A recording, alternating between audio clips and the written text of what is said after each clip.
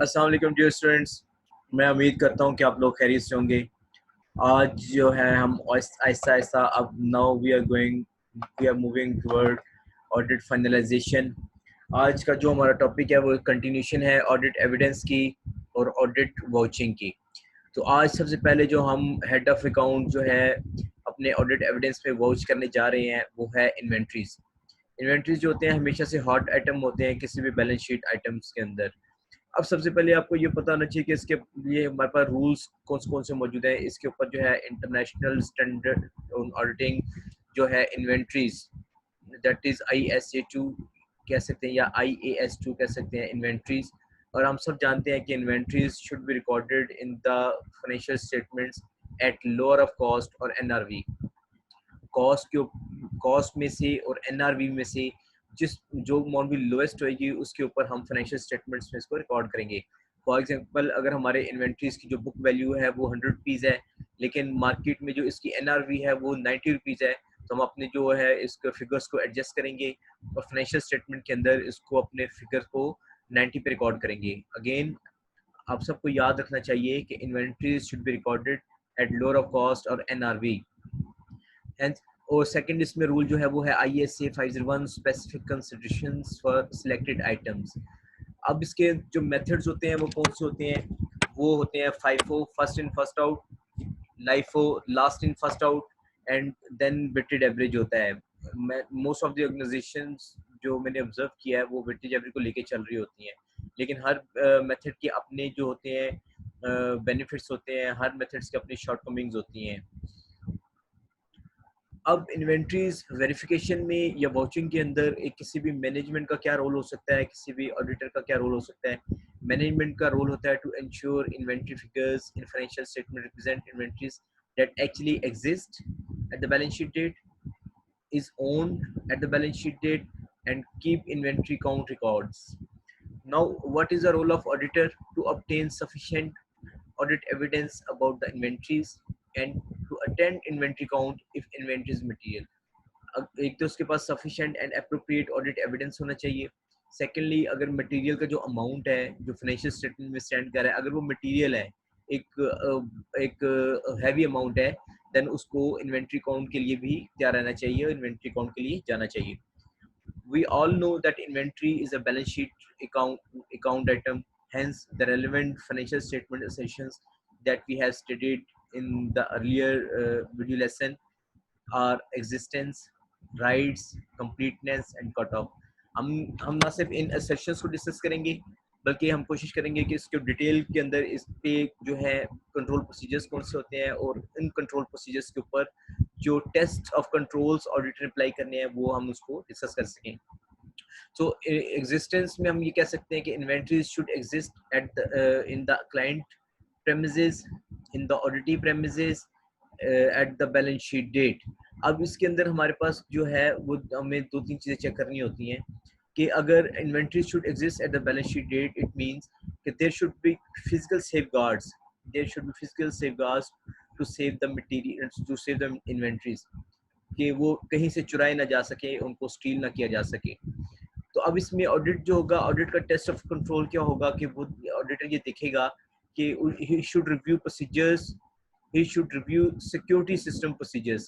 देखिए ना, things coming into the premises of the client, things going out of the premises from the client. अगर आपके client के premises में कुछ चीजें आ रही हैं तो क्या उनकी उस इन्वेंट्रीज की क्या रिकॉर्डिंग हो रही है?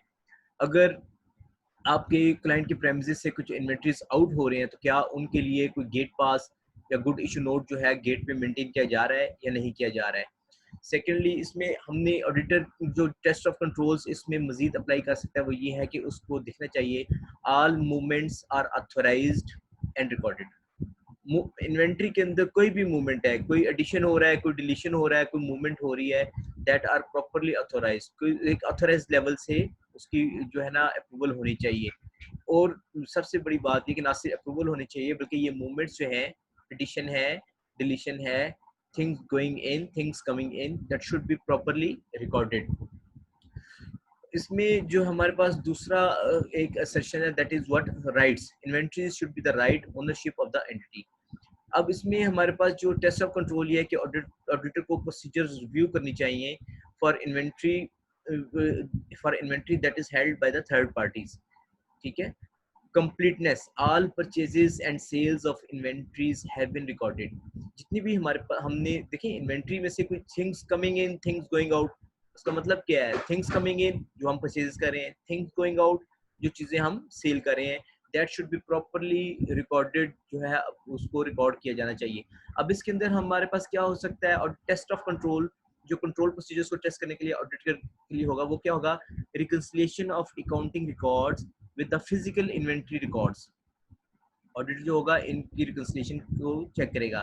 सेकेंडली, ऑडिटर के लिए टेस्ट ऑफ कंट्रोल क्या हो सकता है कि ऑडिटर जो है एंटिटीज के प्रोसीजर्स को रिव्यू करेगा.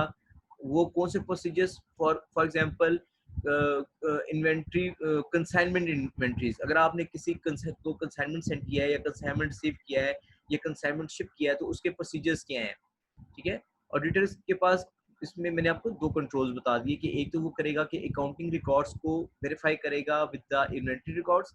सेकेंडली, वो रिव्यू करेगा प्रोसीजर्स को for consignment inventories and things like this. Then cut off, all purchases and sales of inventories have been recorded correctly. देखिए ऊपर भी था completeness में all purchases and sales of inventory have been recorded, and now इसमें इजाफा क्या हुआ है cut off में जाके, all purchases and sales of inventories have been recording correctly in the records by the entity, correct in the financial records by the entity.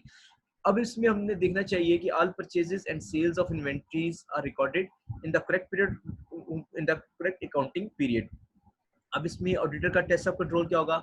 All dispatch documents, see all dispatch documents for dispatch of finish goods inventory. जितनी भी आपकी finish goods inventory जो उसके पास पड़ी थी, अगर आपके client के प्रेमिसेस में से कुछ चीजें शिप हुई हैं, कुछ चीजें डिस्पैच हुई हैं, तो ऑडिटर ने क्या करना है? He should inspect the documents, dispatch documents. The dispatch documents should be inspected by the auditor. इसके अंदर एक और कंट्रोल प्रोसीजर क्या होगा कि रिव्यू रिकंसिलिएशंस परफॉर्म. और इस तरह जो रिकंसिलिएशन आपके क्लाइंट ने की होंगी अकाउंटिंग रिकॉर्ड के अंदर कि थिंग्स कमिंग इन, चीजें आई कितनी, चीजें गई कितनी, प्लस माइनस, एडिशन, डिलीशन, बहुत सी टर्म हम यूज कर सकते हैं कि उसको दिखेगा कि वो रिकंसिलिएशन जो है मंथली जो है उसको हम जो कर रहे हैं या नहीं कर रहे, और ऑडिटर ने तमाम प्रोसीजर्स को क्या करना है? रिव्यू करना है. मैं उम्मीद करता हूँ कि आप लोगों को एक इन्वेंट्री को कैसे वाउच करना है, इसके लिए क्या कंट्रोल प्रोसीजर्स होते हैं, उन कंट्रोल प्रोसीजर्स को आपने क्या करना है, आपने टेस्ट ऑफ कंट्रोल्स कौन से अप्लाई करने हैं, ये इसकी सेशंस हैं, ये बेयर मिनिमम सेशंस हैं इन्वेंट्रीज की. और इनके ऊपर कंट्रोल प्रोसीजर्स क्या होने चाहिए, और उन कंट्रोल प्रोसीजर्स को ऑडिटर ने कैसे वेरीफाई करना है, कैसे टेस्ट, कौन से टेस्ट ऑफ कंट्रोल्स करने हैं. मैंने इसमें कोशिश की है कि इन चीज़ों को सम अप कर सकूँ. मैं उम्मीद करता हूँ कि आप लोगों को ये चीज़ें समझ आई होंगी इन्वेंट्री से रिलेटेड. और अगर यहाँ पे आपकी किसी भी किस्म की क्यूरी है, I am always there to address your queries in the following question answer session. अपना बहुत ज़्यादा ख्याल रखिएगा, खुश रहिए, आबाद रहिए. Thank you very much. अल्लाह हाफिज़.